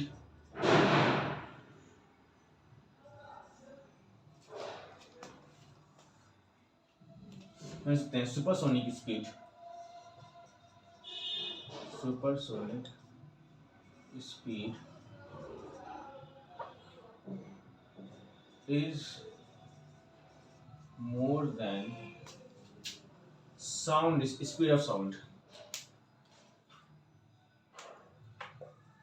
more than speed of sound, okay, ठीक है। मतलब यहाँ पे देखिए सुपरसोनिक जो स्पीड होती है ये क्या होती है, देखिए अगर किसी ऑब्जेक्ट की जो स्पीड है वो साउंड की स्पीड से ज्यादा होती है तो उससे हम क्या बोलते हैं, वो सुपर स्पीड, वो सुपरसोनिक स्पीड है, ठीक है। Supersonic speed is more than speed of sound, okay. जब बोलते हैं ऐसी स्पीड जो साउंड की स्पीड ज्यादा होती है उन्हें हम क्या बोलते हैं, सुपरसोनिक स्पीड बोलते हैं, ठीक है। ऐसे हम लोग देखते हैं कि जो जेट्स वगैरह होते हैं, जो फाइटर जेट्स होते हैं, मतलब वो सुपरसोनिक स्पीड चलते हैं, मतलब वो साउंड की स्पीड से तेज चलते हैं, ठीक है। अब यहाँ पर देखिए जब भी कोई ऑब्जेक्ट जो है, जब भी कोई बड़ा क्या कहते हैं, जब भी कोई ऑब्जेक्ट सुपरसोनिक स्पीड से चलता है तो उसके बाद क्या होता है, वहां पर बहुत ज्यादा क्या होता है, वाइब्रेशन क्रिएट होता है, तो उस वाइब्रेशन को क्या बोलते हैं, सोनिक बूम बोलते हैं, ठीक है।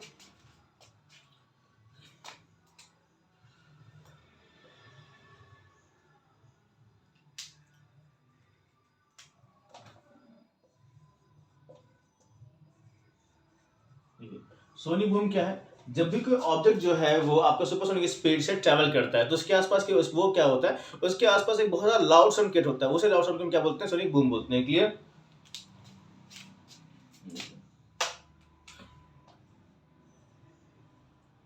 When an object travels with supersonic speed, with supersonic speed, then it creates high vibration या फिर हाई वाइब्रेशन, हाई वाइब्रेशन या फिर हाई फ्रीक्वेंसी साउंड, ठीक है। एंड दिस वाइब्रेशन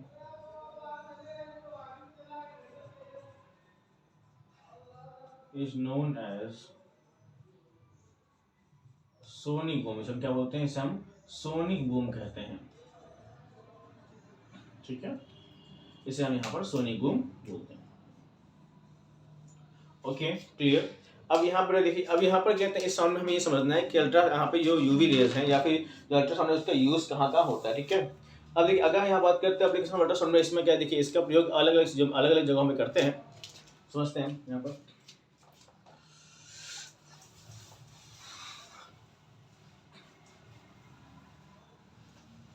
देखिए applications of ultrasound,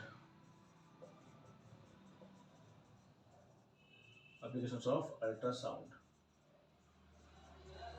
ठीक है, अल्ट्रासाउंड वेव्स, ठीक है। देखिए पहला तो यहाँ पर आपका यूज आता है to detect break, to check material और to detect flaws, okay. Basically क्या कहते हैं यहाँ पर, अगर यही बात करते हैं कि मतलब कहते हैं किसी भी ब्लॉक में क्या निकालना, आपको डिफेक्ट देखना हो, ठीक है।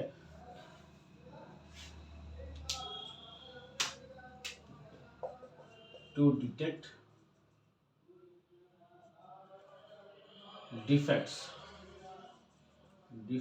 इन ब्लॉक या फिर बिल्डिंग, कहीं पर भी, ठीक है, बिल्डिंग ऑल्सो, ओके। देखिए अभी सपोज की यहाँ पर एक ब्लॉक बना, यहाँ पर इतना छोटा सा क्या आपके पास क्रैक है, ठीक है। अगर एक छोटा सा क्रैक है तो देखिए इतने बड़े मतलब कहते हैं बिल्डिंग में या फिर ब्लॉक में इतना छोटा क्रैक पहुंचाना मतलब कहते हैं यहाँ पर ह्यूमन के लिए उतना ईजी नहीं होता, ठीक है। दैट्स वाई अगर हम यहाँ से बहुत सी साउंड वेव्स को डालते हैं या यूवी वेव्स को डालते हैं तो यहाँ पर देखिए बहुत सी जो साउंड वेव्स यहाँ पे क्या होती है, जैसे यहाँ पे स्केच पढ़ेंगे तो यहाँ पे क्या होगा, ये अब डिफ्लेक्ट हो जाएंगे, ठीक है, ये अपने वेव्स यहाँ पे ये अपने क्या होंगे, पास से क्या होंगे, डिफ्लेक्ट हो जाएंगे, ठीक है, क्लियर। तो जैसे डिफ्लेक्ट होते हैं तो यहाँ पर क्या होता है, यहाँ पर क्या, यहाँ पर लगे होते हैं डिटेक्टर्स, यहाँ पर लगे होते हैं डिटेक्टर्स, लगे होते हैं वो जो आपके डिटेक्टर्स होते हैं,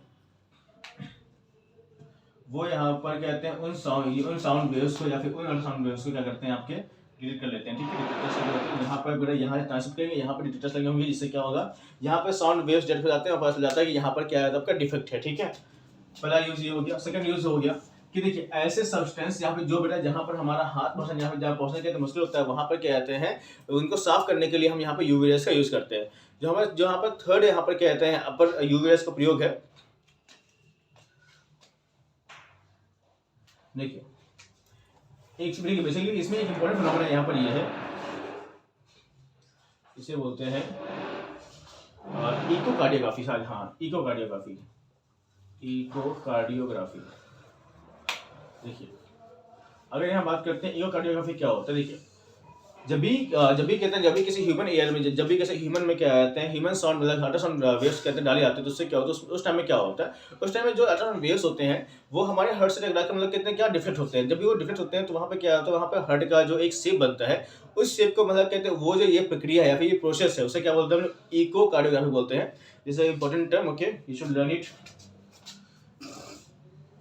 ओके। अब यहाँ पर देखिए जो यहाँ पर जो यूवी वेव्स है, यहाँ पर जो यूवी साउंड है, इसका प्रयोग बड़ा कहते हैं हम लोग अल्ट्रासाउंड में भी करते हैं। आप लोग सुनते हैं अल्ट्रासाउंड, बड़ा अल्ट्रासाउंड में क्या करते हैं, बेसिकली हम लोग यहाँ पर यूवी रेस का यूज करते हैं। यूवी रेस का यूज करके जहाँ पर अल्ट्रावायलेट जो अल्ट्रासाउंड्स हैं, ठीक है, अल्ट्रासाउंड जो यहाँ पे इसका इन वेव्स का प्रयोग करके हम मतलब कहते हैं, यहाँ पर अल्ट्रासाउंड में क्या होता है, जिससे किसी बॉडी में क्या है, कोई भी डिफेक्ट है, ठीक है, उस बॉडी के डिफेक्ट को मतलब क्या, उस बॉडी के डिफेक्ट को पता लगाने के लिए हम पूरी बॉडी में से अल्ट्रासाउंड जो वेव होती है उनको हम यहाँ से क्या करते हैं, डालते हैं। जब ये अल्ट्रासाउंड वेव्स यहाँ से जाती है तो यहाँ पे क्या करते हैं, जहाँ पे क्रैक होगा वहाँ पे क्या होगा, वहाँ पर जो अल्ट्रासाउंड वेव्स होती है वो सीधे जाके मतलब क्या करती हैं, आपकी डिफेक्ट मतलब कहते हैं वहाँ पर डिफेक्ट हो जाती है। तो उन्हीं डिफ्लेक्शन की हेल्प से क्या करते हैं, हम यहाँ पर उस बॉडी का जो स्ट्रक्चर है या फिर कहते हैं जो यहाँ पर फ्लॉक है या फिर कोई डिफेक्ट है, उसको हम यहाँ पर फिल्म में उतारते हैं। इससे कहते हैं, जिससे यहाँ पर हम अल्ट्रासाउंड निक वेव से क्या एतबार लगाते हैं कहाँ पे कोई डिफेक्ट है, उसी के अकॉर्डिंग कहते हैं डॉक्टर ट्रीट करता है, ठीक है। और यहाँ पर एक और टॉपिक है, जैसे बोलते हैं अल्ट्रासाउंड स्कैनिंग, ओके।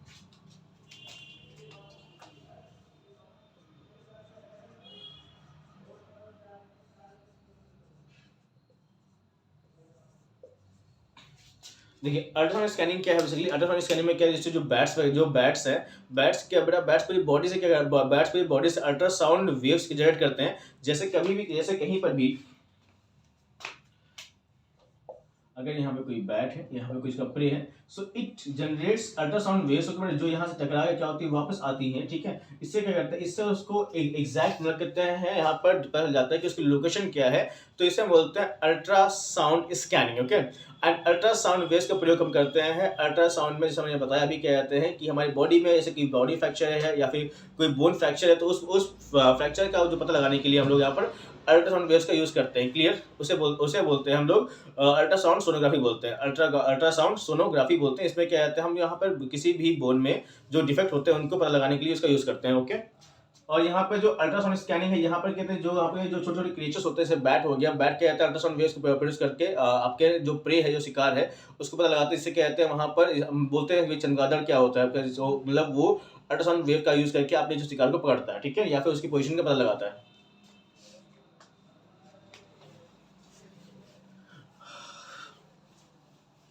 क्लियर। अब यहाँ पे देखिए इंपॉर्टेंट चीज है, यहाँ पर देखिए अल्ट्रासाउंड वेव का यूज हम लोग सोनार में भी करते हैं। सोनार जो कि बड़ा कहते हैं बड़े बड़े इंस्ट्रूमेंट्स में, मतलब बड़े बड़े जो बेसिकली कहते हैं जो इंस्ट्रूमेंट होते हैं वहाँ पे यूज किया जाता है, जिसे कहते हैं, अगर बात करें सबमरीन्स में, शिप्स में, वहाँ पर सोनार का यूज किया जाता है। तो सोनार किस तरह काम करता है, सोनार का बेसिक फंक्शन क्या है, हम समझेंगे यहाँ पर।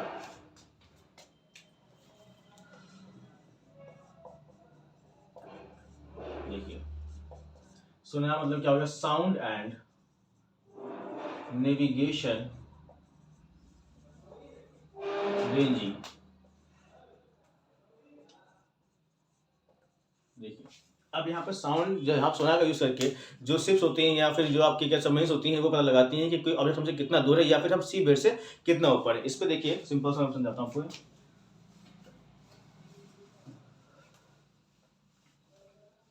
अगर यहाँ पे ये कोई शिप है, ठीक है, अगर यहाँ पर ये कोई शिप है, ठीक है, अब यहाँ पर जो शिप है ये ट्रैवल कर रही है, हालांकि शिप के शेप में तो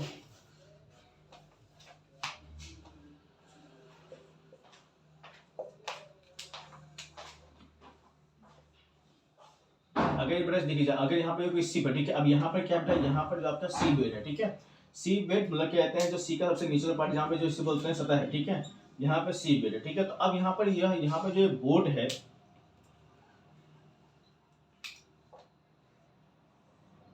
देखिए इस बोर्ड में क्या होंगे, यहाँ पर एक जगह ट्रांसमीटर, एक जगह क्या लगा होगा रिटेटर्स, ठीक है। ट्रांसमीटर क्या करता है, यूवी रेस को क्या ट्रांसमिट करेंगे, यहाँ पर ट्रांसमीटर है, ये क्या आपके डिटेक्टर्स है, ठीक है। अब देखिए जैसे यहाँ पर क्या होता है, जैसे यहाँ पर ट्रांसमिट क्या करते हैं, यहाँ पे यूवी रेस को ट्रांसमिट करते हैं, जब ट्रांसमिट करते हैं तो ये सीवर से टकरा क्या होते हैं, वापस आती है। जैसे ये वापस आती हैं तो यहाँ पर ये जो डिटेक्टर्स होते हैं, ये इन साउंड वेव्स को या फिर अल्ट्रासाउंड वेव्स को क्या करते हैं, डिटेक्ट करते हैं, ठीक है। अब यहाँ पे जो अल्ट्रासाउंड वेव्स को ये डिटेक्ट करते हैं तो इससे क्या होता है, देखिए जब यहाँ पे जो साउंड है वो जितनी दूर जाएगी, ठीक है, अब यहाँ पे हमें डिस्टेंस पता करनी है, यहाँ पे हमें अल्ट्रासाउंड वेव जो वेव उसकी स्पीड पता होगी, ठीक है, टाइम पता होगा, तो वहाँ पे हम डिस्टेंस पता कर लेंगे कि यहाँ पर ये जो सी बेड है हम यहाँ पे कितना नीचे है, कितना ऊपर है, या फिर कोई ऑब्जेक्ट हमसे कितना दूर है, ठीक है, क्लियर। तो यहाँ पर ये यूज है सोनार का, ठीक है।